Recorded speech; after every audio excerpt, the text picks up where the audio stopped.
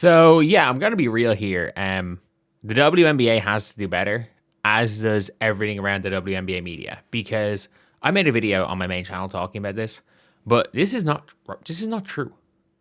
So the WNBA, a day later, it has been nearly 24 hours later, and the WNBA currently have on their page that Caitlin Clark or the Paige Bueckers tied Kelsey Plum as the only player to total this amount of points and this amount of assists through their first 40 career games.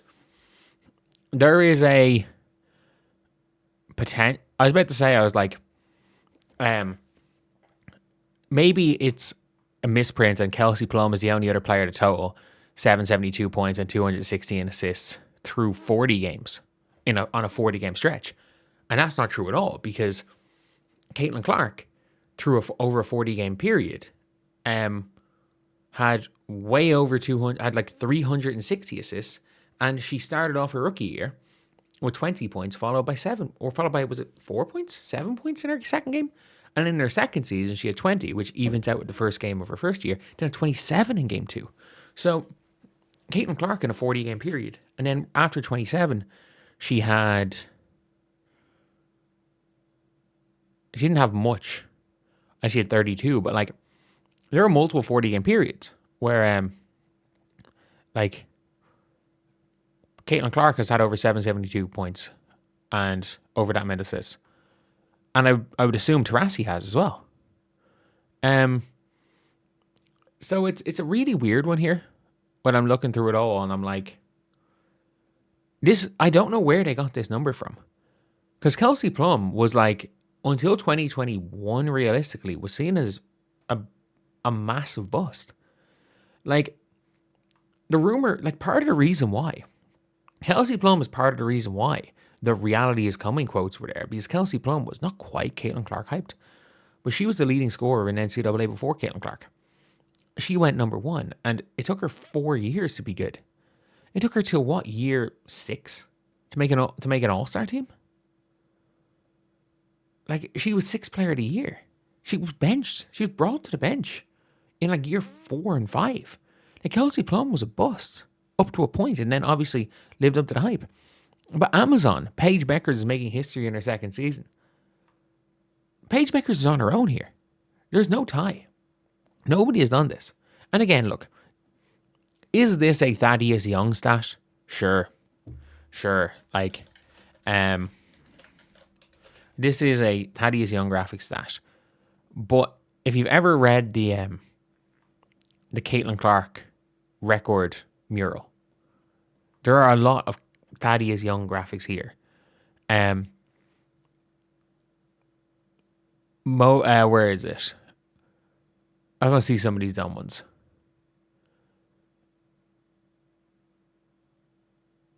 Obviously, most 15 plus 5 plus is 5 post game for a rookie in a season. Okay, cool. Fastest player record 50. Only player in WNBA history to record 50 plus points, 25 assists in a 2 game span. But she's probably also the only person to record 50 plus points plus 20 assists in 2 games span. A bunch of these were like 8 of these or something were from one game when she had 19 assists. Like, you can list records for anything, and everyone has and everyone will. Like, that's what you kind of do. But like, Kelsey Plum had 317 points. Paige Bueckers is on her own in this milestone. Like, Amazon and the WNBA are just lying about this. I don't know why. I don't know who it's to benefit. Because Kelsey Plum, like, to say, oh yeah, she tied Kelsey Plum. No, she didn't. She absolutely, like, if you add Kelsey Plum's first 3 seasons together, she barely has more points than Paige Bueckers has right now. And I'm not even exaggerating. If you add her first 3 seasons together, up to this point in their careers, Paige Bueckers is Paige Bueckers in the next month will have more points than Kelsey Plum had in her first 3 years. So yeah, this is one where I'm like, I actually just don't understand how you can make that mistake. Did ChatGPT tell you that? Did ChatGPT say tie Kelsey Plum?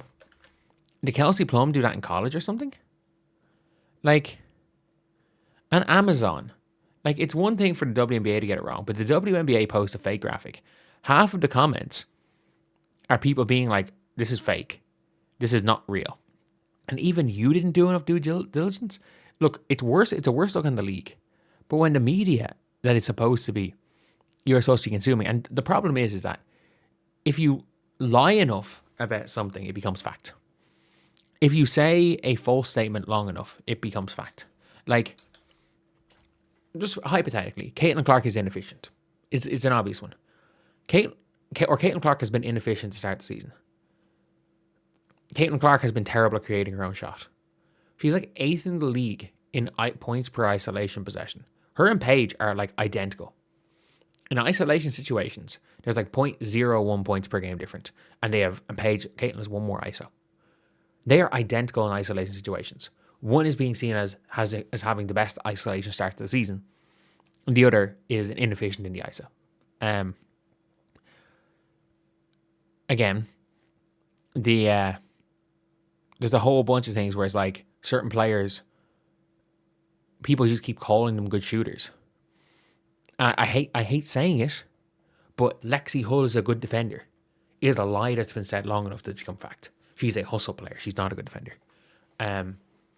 But yeah, it is one of these problems where it's like, I'm trying to think of other lies that become facts. Pauline Astier is a 31-year-old rookie. That is another thing. Pauline Astier is like a month older than Daisy Foot. She's a year younger than Angela Dugalich. She's 2 years younger than Georgia Amore.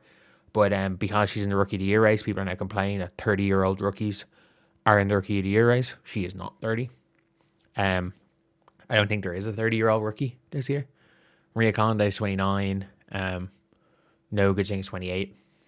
They're close enough, but yeah, Pauline Astier is a 30-year. Like, I've seen it on multiple occasions that Pauline Astier is a 30-year-old rookie trying to be used against, as a way of like diminishing what she's doing right now.